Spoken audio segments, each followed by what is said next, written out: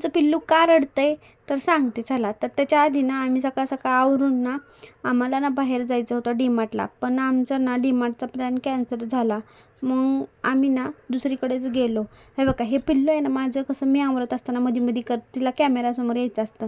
आम्ही ना मिसळ खायला गेलतो आणि तिथून तसेच आम्ही डीमार्टला जाणार होतो ना, पण ह्यांनी ना तो प्लॅन कॅन्सल केला. कारण ह्यांना ना जायचं होतं नाशिकला मित्रांसोबत फिरायला. त्याच्यामुळे ते बॅग भरत होते आणि त्याच्यामुळं माझं पिल्लू रडत होतं. ते म्हणत होतं, बाबा तुम्ही जाऊ नका, मला करमत नाही.